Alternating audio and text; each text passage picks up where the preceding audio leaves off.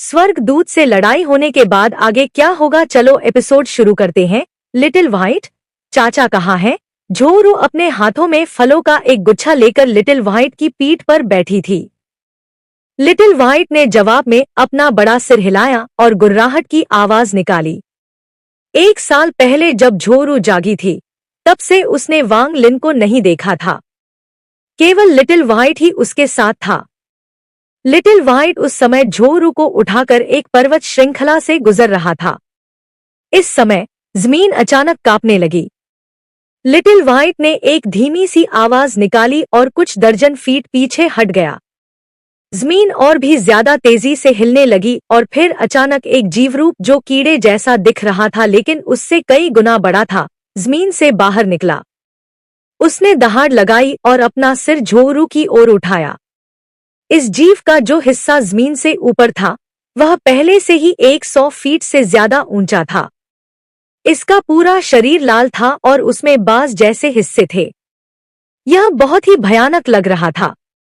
झोरू के चेहरे पर कोई डर नहीं था, इसके बजाय कुछ उत्साह था। उसने फल फेंक दिए, लिटिल व्हाइट के सिर पर मारा और कहा, लिटिल व्हाइट, तुम्हें ध्यान से देखना होगा। हम चाचा को पा सकते हैं या नहीं, यह इस पर निर्भर करता है। लिटिल व्हाइट ने अपनी आंखें घुमाईं और विशालकाय कीड़े पर दहाड़ लगाई। 100 फीट से ज्यादा लंबा कीड़ा आगे बढ़ा। उसने अपना बड़ा मुंह खोला और झोरू की ओर दौड़ा। वह बहुत तेजी से आगे बढ़ा और जब वह पास आया तो वे उसकी मछली जैसी सांसों की गंध महसूस कर सकते थे। उसके मुंह में अनगिनत नुकीले दांत भी थे। अगर कोई उस मुंह में फंस जाए तो उसकी कोई हड्डी नहीं बचेगी। झोरू के चेहरे पर डर का कोई निशान नहीं था, बल्कि वह और भी ज्यादा उत्साहित हो गई। उसकी बड़ी बड़ी आंखें उस विशालकाय कीड़े को देख भी नहीं रही थी, बल्कि उसने अपना सिर उठाकर आसमान की ओर देखा। लिटिल व्हाइट भी एक कदम पीछे नहीं हटा। उसकी आंखों में उपहास की झलक थी। जिस समय विशालकाय कीड़ा आगे बढ़ा, उसी समय आकाश में एक विशालकाय आकृति दिखाई दी। इस आकृति ने गुनगुनाहट की आवाज निकाली और फिर अकल्पनीय गति से झोरू के पास पहुंची। यह एक विशालकाय मच्छर था। इसके तीखे मुंह ने कीड़े को तेजी से काट डाला। एक झटके में कीड़े का पूरा शरीर जमीन से बाहर खींच लिया गया और हवा में फेंक दिया गया।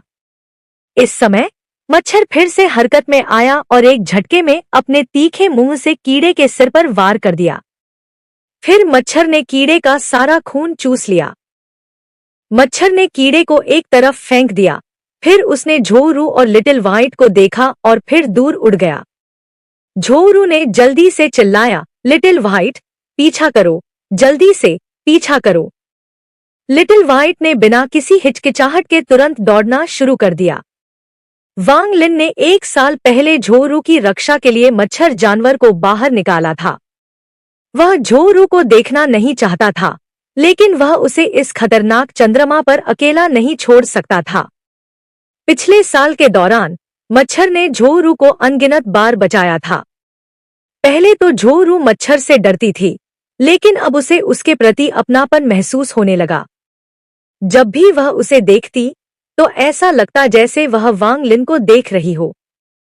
उसे कुछ भी याद नहीं था कि 1 वर्ष पहले क्या हुआ था, तथा उसे यह भी याद नहीं था कि उसके शरीर में नवजात आत्मा थी।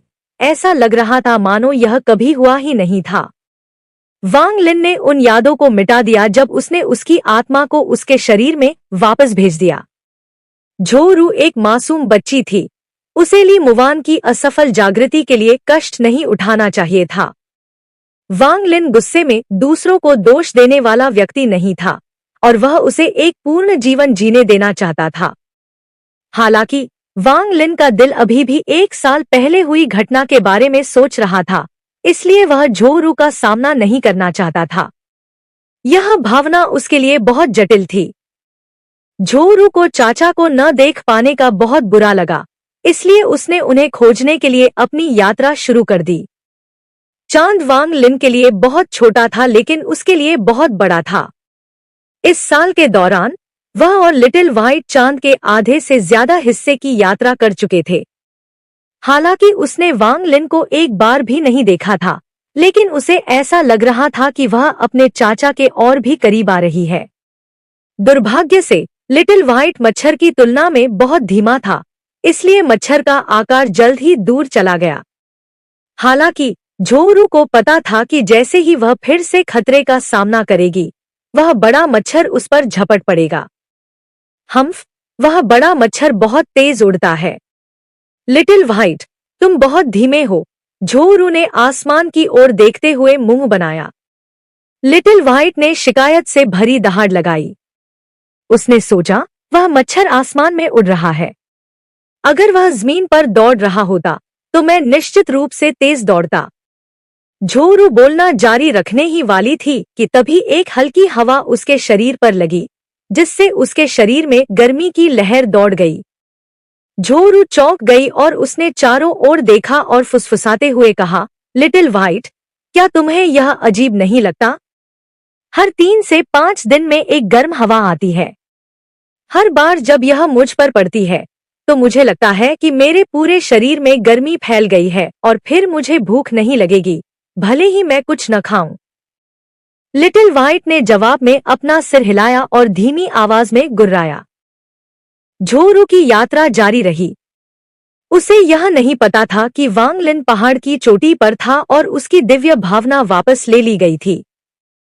पिछले साल के दौरान, हालांकि वह पागल हो गया था, लेकिन वह झोरू की सुरक्षा के बारे में नहीं भूला। वह हर कुछ दिनों में अपनी दिव्य इंद्रियों को फैलाकर झोरू की स्थिति की जांच करता और फिर उसे भूख से बचाने के लिए उसके शरीर में कुछ आध्यात्मिक ऊर्जा भेजता। वांग लिन ने अपना सिर आसमान की ओर उठाया। उसकी आंखें इस समय बहुत चमकीली थी। वांग लिन ने पहले कभी इस तरह की नजर नहीं डाली थी। यह एक ऐसी नजर थी जो दिल को भेद सकती थी और जीवन और मृत्यु के बीच के अंतर को देख सकती थी। तो जीवन और मृत्यु का क्षेत्र ऐसा ही है। इस दुनिया में जो भी चीजें हैं, अगर मैं उन पर नियंत्रण करना चाहूं तो कर सकता हूं। वांग लिन का दाहिना हाथ आगे बढ़ा और उसके सामने मौजूद सभी बादल उसकी हथेली की ओर इकट्ठा हो गए। जल्द ही बादलों से बनी एक छोटी सी गेंद उसके हाथ में आ गई। बादलों का यह गोला बिजली से भरा हुआ था। गेंद के अंदर अपार शक्ति को महसूस करते हुए वांग लिन ने गहरी सांस छोड़ी। हालांकि बादलों की यह गेंद स्वर्ग को नष्ट नहीं कर सकती थी, लेकिन यह किसी भी आत्मा निर्माण साधक को मार सकती थी। अगर आत्मा परिवर्तन ली युआनफेंग पुनर्जीवित हो जाए तो वह भी इस गेंद से नष्ट हो जाएगा। जीवन और मृत्यु का क्षेत्र पूर्ण हो चुका है और मेरी साधना ने आत्मा निर्माण चरण को पार कर लिया है। मुझे आत्मा परिवर्तन चरण तक पहुंचने के लिए बस एक और कदम की आवश्यकता है। मैं पहले ही उस चरण का आधा हिस्सा उठा चुका हूं। वांग लिन ने अपना दाहिना हाथ हिलाया और बादलों का गोला गायब हो गया। मुझे आत्मा परिवर्तन चरण तक पहुंचने के लिए तैयारी करने की जरूरत है। वांग लिन की आंखें शांत थी। आत्मा परिवर्तन साधकों को एक वास्तविक शक्ति माना जा सकता है। ऐसा कहा जाता है कि आत्मा परिवर्तन साधकों को किसी भी साधना ग्रह पर बहुत से लोग चाहते हैं। विशालकाय दानव कबीले का पूर्वज आत्मा परिवर्तन के प्रारंभिक चरण में था, लेकिन इसने उसे एक पूरे कबीले को नियंत्रित करने और उनका नेता बनने की अनुमति दी। ली युआनफेंग को बलपूर्वक आत्मा परिवर्तन चरण तक उठाया गया था, लेकिन वह जू यू का स्तंभ बन गया। एक आत्म परिवर्तन साधक का मूल्य देखा जा सकता है। आखिरकार आरोही पुराने राक्षस हमेशा बंद दरवाजे की साधना में थे और उनकी संख्या बहुत कम थी। इस प्रकार आत्मा परिवर्तन साधक किसी भी शक्ति की वास्तविक रीढ़ बन जाते हैं। यदि हम इसे नश्वर मार्शल आर्ट की दुनिया के संदर्भ में देखें तो वे शीर्ष श्रेणी के विशेषज्ञ होंगे जिनकी हर कोई प्रशंसा करता है। साधकों के बीच इन लोगों का महत्व 1000 गुना से भी अधिक बढ़ जाता है। यह एक आत्मा परिवर्तन साधक था। यहाँ तक कि तियान्युन जी ने भी कभी यह आशा नहीं की होगी कि वह छोटा साधक, जिसके बारे में उसे यह अच्छा आभास था कि वह आत्मा निर्माण चरण के कगार पर है, केवल 200 वर्ष बाद ही आत्मा परिवर्तन चरण में प्रवेश करने की तैयारी कर रहा होगा। यदि तियान्युन जी को यह पता होता तो वांग लिन न केवल 100 वर्षों के लिए मानद शिष्य होता, बल्कि वह कुछ विशेषाधिकारों के साथ एक वास्तविक शिष्य बन जाता। C2, एक बार जब मैं आत्मा परिवर्तन चरण तक पहुंच जाऊंगा तो मेरे पास तुम्हें जगाने की शक्ति होगी। वांग लिन ने गहरी सांस लेते हुए अपने माथे की ओर इशारा किया। कुछ ही देर बाद, जैसे ही वह स्वर्ग को चुनौती देने वाले मनके के अंदर गया, उसका शरीर गायब होने लगा। स्वर्ग को चुनौती देने वाले मनके के अंदर C2 नाम की बड़ी आत्मा वहां तैर रही थी। वांग लिन उसके बगल में दिखाई दिया और चुपचाप उसे घूरता रहा। दोनों भुजाओं को अवशोषित करने के बाद C2 नाम की आत्मा अब पारदर्शी नहीं रही, यह अब और अधिक ठोस हो गई थी। उसकी आत्मा ने एक शक्तिशाली दबाव छोड़ा। यह दबाव पूर्वज डूतियान के दबाव से कई गुना अधिक मजबूत था। C2, वांग लिन ने एक कदम बढ़ाने से पहले बहुत देर तक चुपचाप C2 नान को देखा और स्वर्ग को चुनौती देने वाले मनके के पूर्वी भाग में प्रकट हुआ। यहाँ एक और नवजात आत्मा थी। हालांकि इस नवजात आत्मा की आंखें बंद थी, जैसे कि वह सो रही हो। वह आत्मा के तरल पदार्थ से घिरी हुई थी जो लगातार उसकी आत्मा में प्रवेश कर उसे ऊर्जा प्रदान कर रही थी। वांग लिन की आंखें कोमल हो गईं। वानएर के इर्दगिर्द मौजूद आत्मा का तरल पदार्थ स्वर्ग को चुनौती देने वाले मोती से निकली ओस थी। वांग लिन ने पिछले साल इस ओस को इकट्ठा किया था। इसका उद्देश्य ली मुवान की नवजात आत्मा की मरम्मत में मदद करना था, और समय बीतने के साथ यह उसकी नवजात आत्मा को और भी मजबूत बना देगा। वानएर, तुमने 300 साल तक मेरा इंतजार किया। मैं, वांग लिन, तुम्हारा बदला नहीं चुका सकता। मैं तुम्हारी नवजात आत्मा की रक्षा तब तक करूंगा जब तक तुम जाग नहीं जाती, मेरी मृत्यु तक। वांग लिन ने ली मुवान की नवजात आत्मा को बहुत देर तक देखा। अगर मैं जो कुछ भी करता हूँ उसे चमत्कार के अवसर से बदला जा सकता है, तो मैं 1 साल, 10 साल, 100 साल, 1000 साल अपनी मृत्यु तक इंतजार करूंगा। वांग लिन ने ली मुवान को कोमलता से देखा और अतीत की यादें उसके दिमाग में कौंधने लगी। यादें आपकी हथेली में पानी की तरह होती हैं। इससे कोई फर्क नहीं पड़ता कि आपने अपना हाथ खुला रखा है या फिर उसे कसकर पकड़ा हुआ है। यह बूंद बूंद करके तब तक रिश्ता रहेगा जब तक कि यह पूरी तरह खत्म न हो जाए। हालांकि पानी की ठंडक अविस्मरणीय है। वांग लिन उसके पास गया और धीरे से उसके माथे को चुमा। उसकी गर्माहट धीरे धीरे वानएर तक पहुंच गई। वानएर का शरीर कांप उठा। उसने वांग लिन के होठों और उसकी गर्मजोशी को महसूस किया। इस गर्मजोशी में एक कभी न मिटने वाली खुशी, एक खामोश पुकार और सुरक्षा की भावना थी जो कभी फीकी नहीं पड़ेगी। प्रेम एक नदी की तरह है। बाया किनारा एक आनंदमय हंसी है जो 1000 साल की उदासी को रोशन कर सकती है, और दाया किनारा मोमबत्ती की रोशनी में मंडराता एक शाश्वत मौन है। उनके बीच जो बहता है वह वर्षों का लुप्त होता अकेलापन है। वांग लिन ने मुड़कर स्वर्ग को चुनौती देने वाला मनका छोड़ दिया। हालांकि उसने स्वर्ग को चुनौती देने वाला मनका छोड़ दिया, लेकिन उसका दिल हमेशा के लिए वहीं रह गया।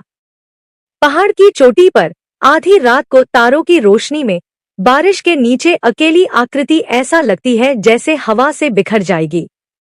अनिश्चित उदासी हमेशा हवा द्वारा उड़ा दी जाती है, लेकिन परिवार या दोस्तों के बिना होने वाला अकेलापन वह आग है जिसे हवा कभी नहीं बुझा सकती। अकेले व्यक्ति ने अपना सुडौल चेहरा आसमान में अंधेरे का सामना करने के लिए उठाया, सितारों की चमक का सामना करने के लिए। वहां उसने एक महिला की आकृति देखी जो हमेशा उसके दिल में रहेगी। झोरू का चाचा को खोजने का सफर जारी रहा। उसे नहीं पता था कि चाचा क्यों चले गए, इसलिए वह वांग लिन को ढूंढकर उससे कारण पूछना चाहती थी। इस समय वांग लिन एक पहाड़ की चोटी पर था और उसके चारों ओर जमीन पर उसके सभी दिव्य रत्न बिखरे पड़े थे। घेरे के बीच में बैठते हुए उन्होंने अपने मन के सभी विचारों को एक तरफ रख दिया और साधना पर ध्यान केंद्रित किया। वर्तमान वांग लिन का साधना स्तर आत्मा निर्माण चरण के शिखर पर पहुंच गया था और उसका क्षेत्र पूर्णता पर पहुंच गया था। इसलिए अब उसे आत्मा परिवर्तन चरण तक पहुंचने की आवश्यकता थी। आत्मा परिवर्तन चरण एक ऐसा लक्ष्य है जिसे सभी साधक प्राप्त करना चाहते हैं। एक बार जब वे आत्मा परिवर्तन चरण तक पहुंच जाते हैं तो उनके डोमेन भौतिक हो सकते हैं, जिससे इसकी शक्ति अकल्पनीय डिग्री तक पहुंच सकती है। इसके अलावा वे आकाशीय आध्यात्मिक ऊर्जा को अवशोषित करने में सक्षम होंगे। इसका मतलब है कि उनकी सभी तकनीकों और मंत्रों में आकाशीय आध्यात्मिक ऊर्जा होगी, जो उन्हें असीम रूप से अधिक शक्तिशाली बनाती है। प्राचीन काल में दिव्य क्षेत्र के पतन से पहले आत्मा परिवर्तन साधक एक दुर्लभ दृश्य नहीं था। हालांकि अब जब दिव्य क्षेत्र का पतन हो चुका है तो आत्मा परिवर्तन साधक एक शक्तिशाली व्यक्ति है। आत्मा निर्माण चरण से आत्मा परिवर्तन चरण तक पहुंचने की कुंजी आकाशीय जेड की मात्रा है। जितने अधिक आकाशीय जेड होंगे, आकाशीय आध्यात्मिक ऊर्जा उतनी ही सघन होगी और इसलिए आत्मा परिवर्तन तक पहुंचने की संभावना अधिक होगी। बेशक किसी व्यक्ति का डोमेन भी आत्मा परिवर्तन चरण तक पहुंचने में एक बड़ी भूमिका निभाता है। यदि किसी व्यक्ति का डोमेन पूर्णता तक नहीं पहुंचता है तो उस व्यक्ति को कभी भी आत्मा परिवर्तन चरण तक पहुंचने की कोई उम्मीद नहीं होगी। आत्मा परिवर्तन साधक के लिए स्वर्ग के नियमों की समझ बहुत महत्वपूर्ण है। स्वर्ग के कानून के बारे में वांग लिन की समझ दूसरों से अलग थी। जब उसने देखा कि स्वर्ग का दूत एक प्राचीन देवता था तो उसके मन में संदेह पैदा हो गया। स्वर्ग का नियम क्या है? वांग लिन की प्रारंभिक समझ यह थी कि स्वर्ग का कानून एक प्राकृतिक कानून है जो विनाश के कानून की तरह हमेशा से अस्तित्व में रहा है। कोई भी स्वर्ग के नियम को प्रतिस्थापित नहीं कर सकता। साधक केवल स्वर्ग के नियम के विरुद्ध जाते हैं और उससे मुक्त हो जाते हैं। कोई भी यह नहीं सोचता कि वे स्वर्ग के नियम को प्रतिस्थापित या नियंत्रित कर सकते हैं। हालांकि जब वांग लिन ने प्राचीन देवता को देखा तो स्वर्ग के कानून के बारे में उसकी समझ में सूक्ष्म परिवर्तन आया। उसके सामने एक रहस्य था, लेकिन अपनी वर्तमान समझ से वह उसे पूरी तरह समझ नहीं पा रहा था। स्वर्ग का नियम दिलचस्प। वांग लिन की आंखें चमक उठीं।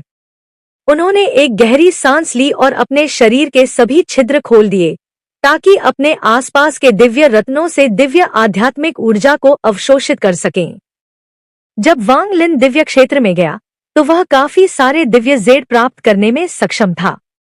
ये दिव्य जेड वांग लिन के लिए आत्मा परिवर्तन चरण तक पहुंचने के लिए प्रेरक शक्ति बन गए।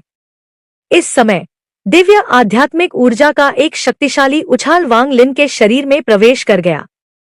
पिछली कुछ बार की तुलना में जब उसने दिव्य आध्यात्मिक ऊर्जा को अवशोषित किया था तो इस बार उसे बहुत कम दर्द हुआ। दिव्य आध्यात्मिक ऊर्जा उसके अंदर उमड़ पड़ी और उसके शरीर में आध्यात्मिक ऊर्जा को दबा दिया। ये दो अलग अलग शक्तियां आग और पानी की तरह थी और उन्होंने उसके शरीर में जीवन और मृत्यु की लड़ाई शुरू कर दी थी। वांग लिन के शरीर में बहुत अधिक आध्यात्मिक ऊर्जा थी, इसलिए शुरू में जब थोड़ी सी दिव्य आध्यात्मिक ऊर्जा उसके शरीर में प्रवेश करती थी तो वह तुरंत वापस लौट जाती थी। हालांकि जैसे जैसे समय बीतता गया और अधिक दिव्य आध्यात्मिक ऊर्जा उसके शरीर में प्रवेश करती गई, आध्यात्मिक ऊर्जा अब दिव्य आध्यात्मिक ऊर्जा को रोक नहीं पाई। हालांकि आध्यात्मिक ऊर्जा आकाशीय आध्यात्मिक ऊर्जा से कहीं ज्यादा थी, लेकिन गुणवत्ता में अंतर बहुत ज्यादा था। आकाशीय आध्यात्मिक ऊर्जा का एक धागा कोर फॉर्मेशन साधक की पूरी आध्यात्मिक ऊर्जा के बराबर था। परिणामस्वरूप आध्यात्मिक ऊर्जा स्वाभाविक रूप से पीछे धकेल दी गई। जब कोई आत्मा निर्माण साधक आत्मा परिवर्तन साधक बन जाता है तो उसकी आध्यात्मिक ऊर्जा दो प्रकार के परिवर्तनों में से एक से गुजरती है। पहला यह कि सारी आध्यात्मिक ऊर्जा उसके शरीर से बाहर निकल जाती है और फिर जब उसमें केवल आकाशीय आध्यात्मिक ऊर्जा रह जाती है तो शरीर रूपांतरित हो जाता है और आत्मा परिवर्तन की ओर बढ़ जाता है। यह विधि अपेक्षाकृत आसान है और यही वह तरीका है जिसे अधिकांश साधक अपनाना पसंद करते हैं। हालांकि वह सारी आध्यात्मिक ऊर्जा बर्बाद हो जाती है और उसे वापस साधना होगा। साथ ही आत्मा परिवर्तन के शुरुआती चरण में उनकी साधना अस्थिर हो जाती है। इस विधि में भी किसान को अपने शरीर को समायोजित करने के लिए 100 वर्षों तक बंद कमरे में खेती करनी पड़ती है। दूसरी विधि है अपने शरीर में आध्यात्मिक ऊर्जा को तब तक परिष्कृत करना जब तक कि वह दिव्य आध्यात्मिक ऊर्जा के समान गुणवत्ता तक न पहुंच जाए। यह विधि बहुत कठिन है क्योंकि आध्यात्मिक ऊर्जा को लगातार परिष्कृत करने की आवश्यकता होती है। लेकिन एक बार जब यह सफल हो जाता है तो यह आत्मा परिवर्तन के शुरुआती चरण के दौरान एक बड़ा लाभ देता है। व्यक्ति को 100 साल तक बंद दरवाजे की साधना में जाने की आवश्यकता नहीं होगी और फिर भी उन्हें वही परिणाम मिलेंगे। दूसरी विधि का लाभ यह है कि इससे बंद कमरे में 100 वर्ष तक खेती करने से होने वाली बचत होती है और स्वाभाविक रूप से इससे खेती की गति भी बहुत बढ़ जाती है। वांग लिन ने दूसरा तरीका चुना। आखिरकार उनके पास बंद कमरे में 100 साल तक साधना करने का समय नहीं था। उसके शरीर में आध्यात्मिक ऊर्जा को दिव्य आध्यात्मिक ऊर्जा द्वारा संपीड़ित किया जा रहा था। संपीड़ित आध्यात्मिक ऊर्जा फिर धीरे धीरे इस दंतेन पर एकत्रित हो गई। इसके बाद दिव्य आध्यात्मिक ऊर्जा उसके दंतेन के चारों ओर की नसों के माध्यम से प्रवाहित होगी। यह परिवर्तन की एक प्रक्रिया थी। दिव्य आध्यात्मिक ऊर्जा एक चक्की की तरह थी जो वांग लिन के शरीर के अंदर आध्यात्मिक ऊर्जा को पीस रही थी ताकि इसे इस हद तक परिष्कृत किया जा सके कि यह दिव्य आध्यात्मिक ऊर्जा के साथ विलीन हो सके। यह प्रक्रिया बहुत धीमी थी। पलक झपकते ही 3 महीने बीत गए। वांग लिन अभी भी नहीं हिला था। उसके चारों ओर के आकाशीय जेड का एक बड़ा हिस्सा ग्रे हो गया था और उनमें से कुछ पहले ही टूट चुके थे। पर्याप्त नहीं। वांग लिन की आंखें अचानक खुल गईं। ऐसा लग रहा था कि उसकी आंखों के अंदर दिव्य आध्यात्मिक ऊर्जा चल रही है। अभी वह एक दिव्य प्राणी की तरह लग रहा था। हालांकि वांग लिन के पास जितने दिव्य रत्न थे उनकी तुलना बड़े संप्रदायों के पास नहीं थी, फिर भी यह बहुत था। लेकिन अब इसे देखते हुए यह आत्मा परिवर्तन चरण तक पहुंचने के लिए पर्याप्त नहीं था। वह केवल 1% परिवर्तन से गुजरा था और उसके शरीर में आध्यात्मिक ऊर्जा केवल संकुचित हुई थी, अभी तक एकीकृत नहीं हुई थी। वांग लिन ने खुद से कहा, कोई आश्चर्य नहीं कि आत्मा परिवर्तन साधक इतने कम हैं। आत्मा परिवर्तन चरण तक पहुंचने के लिए आवश्यक दिव्य जेड की मात्रा कुछ ऐसी है जिसे कुछ बड़े संप्रदाय भी नहीं संभाल सकते। कोई आश्चर्य नहीं। विशाल दानव कबीले के पूर्वज ने पूरे कबीले के संसाधनों और चीहू द्वारा लाए गए सभी आकाशीय जेड का उपयोग करके अंततः आत्मा परिवर्तन चरण तक पहुंच बनाई। यह केवल इसलिए सफल हुआ क्योंकि विशाल दानव कबीले के पास भी आकाशीय जेड का एक बड़ा भंडार था जब उनका कबीला सुजाकू ग्रह पर चला गया था। सच तो यह है कि विशालकाय दानव कबीले के पूर्वज बहुत पहले ही आत्मा परिवर्तन चरण तक पहुंच सकते थे, लेकिन उनके पास पर्याप्त मात्रा में आकाशीय जेड नहीं थे, इसलिए इसमें हाल ही में देरी हुई। यह कहना जरूरी है कि दिव्य जेड का उपयोग केवल आत्मा निर्माण चरण से आत्मा परिवर्तन चरण तक पहुंचने के लिए ही नहीं किया जाता है। एक बार जब साधक आत्मा परिवर्तन चरण से ऊपर पहुंच जाता है तो उसे लड़ने, उपचार करने और यहाँ तक कि खजानों को परिष्कृत करने के लिए दिव्य जेड की आवश्यकता होती है। अफवाह यह है कि आरोही अवस्था तक पहुंचने के लिए आवश्यक आकाशीय जेड की संख्या आत्मा परिवर्तन अवस्था तक पहुंचने के लिए आवश्यक मात्रा से दसियों हजार गुना ज्यादा है। फिर उससे ऊपर के स्तर के लिए यह मात्रा बस अकल्पनीय है। आकाशीय जेड प्राप्त करने का एकमात्र स्थान आकाशीय क्षेत्र है। आकाशीय क्षेत्र के ढह जाने के बाद आकाशीय शिराएं गायब हो गईं, जिससे आकाशीय जेड की मात्रा बहुत सीमित हो गई। इस प्रकार कोई भी आसानी से आकाशीय जेड के मूल्य का अंदाजा लगा सकता है। वर्तमान साधना जगत में जितना अधिक समय बीतता जाएगा उतने ही उच्च स्तरीय साधक कम होते जाएंगे, क्योंकि साधना के लिए संसाधन ढूंढना कठिन होता जाएगा। 1 महीने बाद वांग लिन के सभी दिव्य जेड टूट गए और अब कोई दिव्य आध्यात्मिक ऊर्जा नहीं बची थी। उसे अपना अवशोषण रोकना पड़ा। पगोड़ा में बहुत अधिक दिव्य आध्यात्मिक ऊर्जा है, लेकिन चूंकि मैंने झोई से वादा किया था कि मैं दिव्य शव की रक्षा करूंगा, इसलिए मुझे पगोड़ा के बारे में कोई जानकारी नहीं है। वांग लिन खड़ा हुआ और दूर तक देखने लगा। उनकी दिव्य भावना फैल गई और चंद्रमा के अधिकांश भाग को ढक लिया। रूपांतरण का 1% पूरा होने के बाद उनकी दिव्य भावना भी मजबूत हो गई। आत्मा शोधन संप्रदाय के पास बहुत सारे दिव्य जेड जमा होने चाहिए। अन्य संप्रदायों के पास भी निश्चित रूप से कुछ होंगे। मैं पूछ नहीं सकता, इसलिए मुझे उन्हें चुराना होगा। मुझे आत्मा परिवर्तन चरण तक पहुंचना होगा। वांग लिन की आंखें चमक उठीं और फिर उसका शरीर गायब हो गया। झोरू का हौसला टूट गया था। लिटिल व्हाइट की पीठ पर सवार होकर उसने अपने सामने फैले विशाल मैदान को देखा। मुझे यहाँ अकेला छोड़कर वह भगवान जाने क्या करने चला गया। यह बहुत क्रोधित करने वाला है। झोरू ने अपने हाथ में एक फल पकड़ा और एक बड़ा सा टुकड़ा खा लिया। छोटी रुएर। झोरू के कानों में एक जानी पहचानी आवाज आई। वह चौंक गई और तुरंत पीछे मुड़ी। उसके पीछे वांग लिन की जानी पहचानी आकृति धीरे धीरे प्रकट हुई। अंकल! झोरू का चेहरा खुशी से भर गया जब वह लिटिल व्हाइट से कूद गई। कुछ ही कदमों में वह वांग लिन के सामने पहुंच गई और उसकी बाहों में कूद गई। झोरू अब छोटी बच्ची नहीं रही थी। वर्तमान वह पहले से ही 20 वर्ष की थी। चाचा, आप कहाँ चले गए?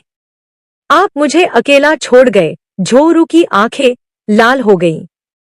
वांग लिन की नजर में वह अभी भी बच्ची थी। उसने धीरे से उसके सिर पर थपथपाया और उसकी आंखों में एक जटिल भावना झलक रही थी। जब वह मुस्कुराया, चाचा कुछ काम निपटाने के लिए बाहर गए थे और अब मेरा काम खत्म हो गया है। छोटी रुएर, क्या तुम्हें अपने माता पिता की याद आती है? मैं तुम्हें घर ले जाऊंगा। झोरू ने अपने आंसू पोंछे और खुशी से कहा, हम जाने वाले हैं। ठीक है, ठीक है। वांग लिन ने झोरू को देखा। उसने व्यक्तिगत रूप से इस बच्चे को दा न्यू की तरह बड़ा होते देखा था। उसने अपना बैग थपथपाया और पगोड़ा उड़कर किनारे पर आ गिरा। झोरू ने पगोड़ा को देखा और मुंह फुलाकर बोली, चाचा, मुझे याद है कि जब मैं छोटी थी तो पगोड़ा के अंदर भूख से लगभग मर ही गई थी। वांग लिन ने अपना दाहिना हाथ हिलाया और चांद से प्राप्त फलों की एक बड़ी मात्रा शिवालय में भर गई। झोरू और लिटिल व्हाइट के शिवालय में प्रवेश करने के बाद वांग लिन ने आकाश की ओर देखा। एक काला बिंदु धीरे धीरे बड़ा होता गया और आखिरकार पता चला कि वह मच्छर जानवर था। वह खुशी से झूमते हुए वांग लिन के सामने उतरा और दहाड़ने लगा। उसके बड़े मुंह ने वांग लिन को चाट लिया।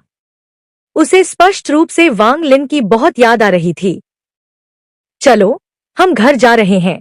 वांग लिन ने मच्छर जानवर की पीठ पर कूदने से पहले उसे थपथपाया। मच्छर जैसे जानवर ने दहाड़ लगाई और फिर वह आकाश की ओर दौड़ पड़ा। शून्य में वांग लिन ने तारा कंपास निकाला और मच्छर जानवर को दूर रख दिया और वह सुजाकू ग्रह की ओर उड़ चला। आकाशीय जेड, मुझे आकाशीय जेड चाहिए। वांग लिन की आंखें चमक उठीं जब तारा कंपास बिजली की तरह सुजाकू ग्रह की ओर उड़ गया। चंद्रमा कभी भी सुजाकू ग्रह से दूर नहीं था, इसलिए केवल आधे महीने के बाद सुजाकू ग्रह पहले से ही वांग लिन से पहले था। यह क्या है? सुजाकू ग्रह को स्कैन करने के बाद वांग लिन ने भौहें सिकोड़ी। वह ग्रह से एक शक्तिशाली आभा महसूस कर सकता था। यह आभा काले कोहरे से बने एक विशाल पौधे से आ रही थी। यह है परित्यक्त अमर कबीला। वांग लिन की आंखें ठंडी हो गईं क्योंकि वह एक उल्का की तरह सुजाकू ग्रह पर हमला कर रहा था। ग्रह के वायुमंडल को भेदते हुए तारा कंपास बिजली की गति से नीचे उतरा। उसने कुछ ही दूरी पर लगभग 10 साधकों को जीवन मरण के संघर्ष में देखा था और वह उनमें से एक को जानता था, वांग झो। वांग लिन की आंखें गंभीर हो गईं और वह बिजली की तरह दौड़ा। हालांकि वांग झो की शक्ल एक बूढ़े आदमी की तरह थी, फिर भी वांग लिन उसे एक नजर में पहचानने में सक्षम था। वांग झो का दिल दुख से भर गया। रास्ते में उनके 1 दर्जन लोगों के समूह में से आधे से ज्यादा लोग मर चुके थे। वह लगभग हर दिन इस तरह की लड़ाइयों से गुजरता था और उसे लगा कि मौत का साया और गहरा होता जा रहा है। आसपास के सभी देश हार गए थे। वे या तो नष्ट हो गए थे या परित्यक्त अमर कबीले के अधीन हो गए थे। रैंक 3 साधना वाले देश परित्यक्त अमर कबीले के लिए मुख्य युद्ध क्षेत्र नहीं थे। वे केवल उनके लिए अपने कमजोर कबीले सदस्यों को प्रशिक्षित करने के स्थान थे। सुजाकू देश को रैंक 3 साधना देशों की बहुत परवाह नहीं थी। पहले तो उन्होंने केवल कुछ शुरुआती चरण के आत्मा निर्माण साधकों को भेजा, लेकिन जैसे जैसे युद्ध बढ़ता गया, उन्होंने अपने सभी दूतों को वापस बुला लिया और रैंक 3 साधना देशों को पूरी तरह से छोड़ दिया। सुजाकू देश की नजर में नवजात आत्मा साधक बहुत कमजोर थे। वांग लिन ने एक और साथी संप्रदाय के सदस्य को मरते हुए देखकर एक कड़वी मुस्कान छोड़ी। उसने देखा कि 4 परित्यक्त अमर कबीले के सदस्यों के पास स्पष्ट रूप से अंतिम चरण के कोर फॉर्मेशन साधकों की शक्ति थी, लेकिन उन्होंने उन्हें नहीं मारा, बल्कि उनका पीछा किया। ठीक इसी समय एक उल्कापिंड आसमान से तेजी से आया, जिससे भयानक आभा निकल रही थी। चारों फोर्स्केन इमोर्टल कबीले के सदस्य चौंक गए और तुरंत इधर-उधर देखने लगे। लगभग एक क्षण में ही उल्कापिंड अदृश्य हो गया और लंबे सफेद बालों वाला कोई व्यक्ति कुछ ही कदम दूर से आता दिखाई दिया। 4 परित्यक्त अमर कबीले के सदस्यों के चेहरे के भाव बदल गए। उन चारों को एहसास हुआ कि सफेद बालों वाले इस आदमी की आभा उन्हें कांपने पर मजबूर कर रही थी। उन्होंने इस तरह की आभा सिर्फ अपने कबीले के 7 पत्तों वाले जादूगरों से ही महसूस की थी। आत्मा परिवर्तन। 4 परित्यक्त कबीले के सदस्यों में से एक कांप उठा और चिल्लाया। बिना किसी हिचकिचाहट के वह मुड़ा और भाग गया। बाकी 3 लोग जल्दी से उसके पीछे चले गए। वांग लिन की आंखें ठंडी थी जब उसने मच्छर के जानवर को बाहर निकालने के लिए अपना बैग थपथपाया। मच्छर ने चारों के पीछे भागने से पहले आदेश का भी इंतजार नहीं किया। दूर से चीखें सुनी जा सकती थी, क्योंकि वे चारों मच्छर के लिए भोजन बन गए थे। यह सब इतनी तेजी से हुआ, इतनी तेजी से कि वांग झुओ और उनके साथी पूरी तरह से अचंभित रह गए। वांग लिन ने वांग झुओ की ओर मुड़कर मुस्कुराते हुए कहा, वांग झुओ, क्या तुम मुझे पहचानते हो? वरिष्ठ, आप। यह आप है। वांग झुओ चौंक गया और तुरंत वांग लिन को उस व्यक्ति के रूप में पहचान लिया जो हेंगयू पर्वत पर आत्मा निर्माण चरण तक पहुंच गया था। वांग लिन ने अपना सिर हिलाया और कहा, हम कई सालों से नहीं मिले हैं और तुम पहले ही कोर फॉर्मेशन के अंतिम चरण में पहुंच चुके हो। यह जश्न मनाने लायक है। इसे भूल जाओ, मैं तुम्हें नवजात आत्मा चरण तक पहुंचने में मदद करूंगा। ऐसा कहते हुए वांग लिन ने वांग झुओ की भौहों के बीच के स्थान की ओर इशारा किया। वांग झुओ के दिमाग पर लगी मुहर खुल गई, क्योंकि उसके पिछले जीवन की सारी यादें उसके अंदर भर गईं, जिससे वह बेहोश हो गया। वांग लिन ने वांग झुओ के अनुयायी संप्रदाय के सदस्यों को उदासीनता से देखा। उनमें से एक को छोड़कर सभी कोर गठन के शुरुआती चरण में थे, जबकि अंतिम व्यक्ति मध्य चरण में था। उस व्यक्ति के पास भी वांग लिन द्वारा छोड़े गए आत्मा बीजों में से एक था। वांग लिन ने पूछा, तुम लोग कहाँ जा रहे हो? जिस व्यक्ति के पास आत्मा का बीज था वह एक बूढ़ा आदमी था। वांग लिन ने उसे देखा तो उसका शरीर कांप उठा और उसने कहा, हम में से लगभग 10 जूनियर को लिन के देश में उनकी मदद करने के लिए भेजा गया था। हालांकि वे परित्यक्त अमर कबीले से हार गए, इसलिए हम झाओ वापस जाने के लिए हत्या कर रहे हैं। वांग लिन ने अपने बैग को थपथपाया। एक जेड उड़कर बाहर आया और उसने अपने डोमेन का थोड़ा सा हिस्सा उसमें डाल दिया। उसने जेड को बूढ़े आदमी की तरफ फेंका और कहा, यह जेड ले लो। यह तुम लोगों को झाओ पहुंचने तक सुरक्षित रख सकता है। जाओ। बूढ़े आदमी ने जेड को एक खजाने की तरह पकड़ रखा था और वांग लिन की ओर कई बार झुका था। उसके लिए यह जेड उसका जीवन था।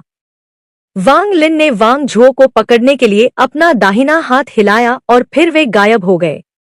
बूढ़े आदमी ने गहरी सांस ली और फिर उस ओर झुक गया जहां वांग लिन गायब हो गया था। यह झुकना सद्भावना में था, बिना किसी अन्य विचार के। बगल में खड़े एक अधेड़ उम्र के हट्टे कट्टे आदमी ने सावधानी से पूछा, मार्शल अंकल, वह सीनियर कौन है? बूढ़े आदमी की आंखें यादों से भर आईं जब उसने कहा, वह मेरे देश के झाओ के एकमात्र आत्मा निर्माण साधक हैं।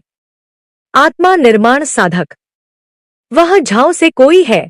मध्यम आयु वर्ग के व्यक्ति ने गहरी सांस ली। हे, तुम्हें उसका नाम पहले ही सुन लेना चाहिए था। बूढ़ा आदमी उड़ गया और उसके संप्रदाय के अन्य सदस्य भी जल्दी से उसके पीछे चले गए। वांग लिन, उसका नाम वांग लिन है। जैसे ही वांग लिन शब्द निकले, उस मोटे आदमी सहित बाकी सभी लोग कांप उठे और उनकी आंखें भय से भर गईं। झाओ की साधना की दुनिया में वांग लिन नाम स्वर्गभेदी हत्या के इरादे और दुनिया को खत्म करने वाली तबाही का प्रतिनिधित्व करता था।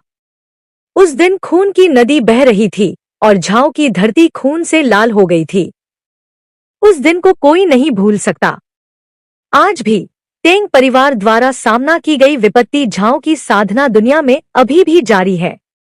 यह हमेशा लोगों के दिलों में बनी रही और कई युवा साधकों का लक्ष्य बन गई। पहाड़ की चोटी पर वांग झुओ धीरे धीरे जाग उठा।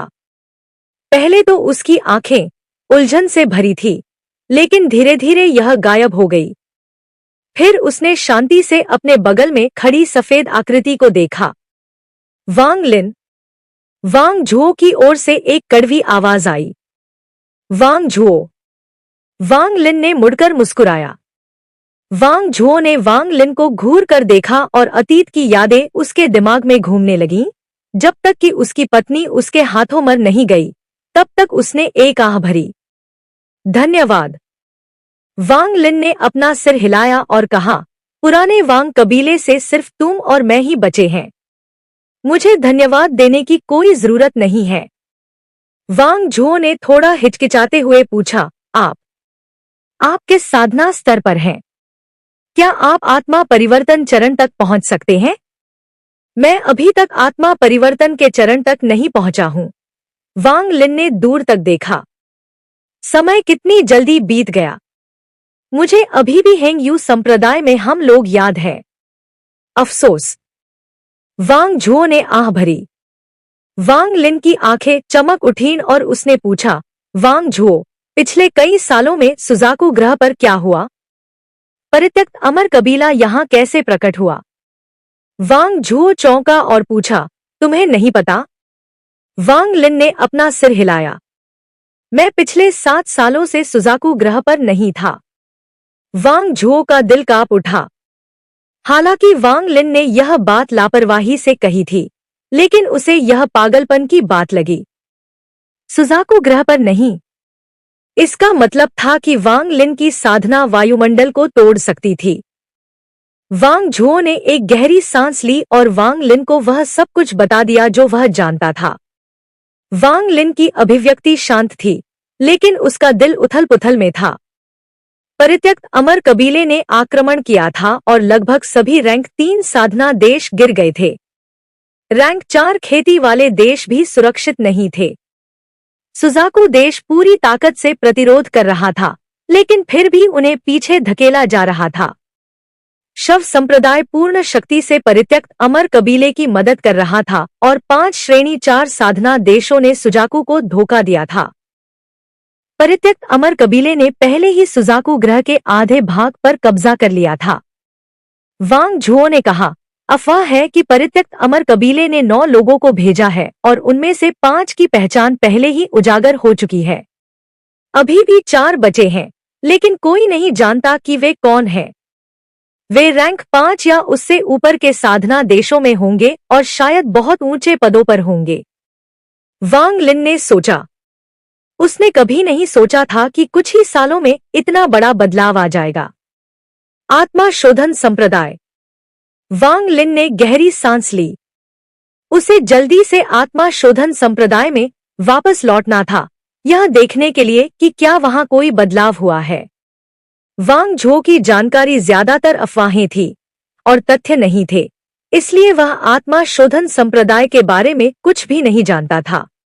वांग झुओ ने थोड़ा सोचा और धीरे से पूछा, वांगलिन, क्या तुम झाओ के पास वापस जा सकते हो और उसे खतरे से बचा सकते हो? इसके अलावा हमारे वांग परिवार के वंशज अभी भी झाओ में रहते हैं। पिछले कई सालों से मैं गुप्त रूप से उनकी देखभाल कर रहा हूँ। मुझे उम्मीद थी कि नश्वर लोग युद्ध में शामिल नहीं होंगे, लेकिन जब मैं दूर था तो मैंने सुना कि फोर्स्केन इमोर्टल कबीला आत्मा की जड़ों वाले नश्वर लोगों की तलाश कर रहा था।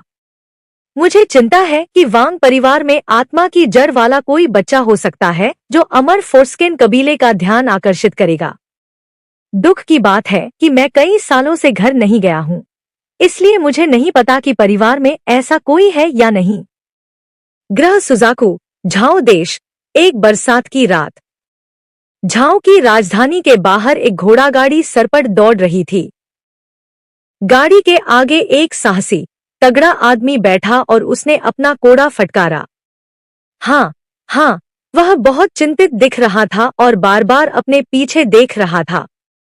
जैसे ही घोड़ों को कोड़े से दर्द महसूस हुआ, वे हिनहिनाने लगे और भी तेजी से दौड़ने लगे। माँ, हम कहाँ जा रहे हैं? गाड़ी के अंदर से एक बच्चे की कोमल आवाज आई। माँ तुम्हें हमारे पुश्तैनी घर ले जाएंगी। सिर्फ वहां यूएर सुरक्षित रहेगा। गाड़ी के अंदर से एक कोमल और मनमोहक आवाज ने बच्चे को जवाब दिया। इस आवाज में थोड़ी चिंता भी थी। यूएर नाम का बच्चा कहता रहा, माँ, मैं कल तीसरे राजकुमार के साथ अध्ययन कर रहा था और उसने मुझे बताया कि झाओ अभी बहुत खतरनाक है। ऐसा लगता है जैसे कोई उन अमर प्राणियों से लड़ रहा है। माँ, क्या ऐसा है? यूएर, आराम करो। इतने सवाल मत पूछो। गाड़ी के अंदर से एक आदमी की गहरी आवाज आई। गाड़ी के अंदर 3 लोग थे, एक जोड़ा और उनका बच्चा। महिला ने दरबारी पोशाक पहन रखी थी। वह बहुत सुंदर थी और उसके मुंह के कोने पर सौंदर्य बिंदु उसे और भी आकर्षक बना रहा था। उस आदमी का लबादा अजगर की खाल से बना था। वह बिना गुस्सा किए भी दमनकारी आभा छोड़ता था। वह बहुत लंबे समय से ऊंचे पद पर था, इसलिए उसने एक खास आभा हासिल कर ली थी। जहां तक बच्ची की बात है, वह लगभग 6 या 7 साल की लग रही थी। उसके गाल थोड़े गुलाबी थे और उसकी त्वचा बहुत गोरी थी। वह बहुत प्यारी थी। गाड़ी के अंदर अचानक सन्नाटा छा गया। बस ड्राइवर की चीखने की आवाज और बारिश की आवाज ही सुनाई दे रही थी। यूएर ने आज्ञाकारी ढंग से सिर हिलाया। उसे थकान महसूस हुई, इसलिए वह धीरे धीरे उस महिला की बाहों में सो गई। मेरे प्रभु, यूएर। महिला की आंखें लाल हो गईं और वह आगे कुछ नहीं बोल सकी। आदमी ने आह भरी और धीरे से कहा, राजधानी के सभी अमर लोग युद्ध की तैयारी के लिए अपने संप्रदायों में लौट आए हैं। आक्रमणकारी बहुत शक्तिशाली हैं और जहां तक मुझे पता है, झाओ के अमर लोग पराजित हो गए हैं और एक स्थान पर एकत्र हुए हैं। महिला ने अपनी आंखों के कोने से आंसू पोंछे और फुसफुसाते हुए कहा, वे लोग हर जगह बच्चों को क्यों ढूंढ रहे हैं? आदमी ने गहरी सांस ली और कड़वाहट से मुस्कुराया। कल रात मैंने राजा से गुप्त रूप से बात की और पाया कि वे अमर बनने की योग्यता वाले बच्चों की तलाश कर रहे हैं। मुझे डर है कि उन्होंने कुछ बड़ा प्लान किया है। काश परदादा यहाँ होते तो सब कुछ बेहतर होता। इसी के साथ यह एपिसोड समाप्त होता है। यदि आप पिछले एपिसोड देखना चाहते हैं तो उनके लिंक आपको डिस्क्रिप्शन में मिल जाएंगे, वहां से आप उन्हें देख सकते हैं। यदि आपको यह वीडियो पसंद आई हो तो इसे लाइक करें, अपने दोस्तों के साथ शेयर करें और हमारे चैनल को सब्सक्राइब करना न भूलें।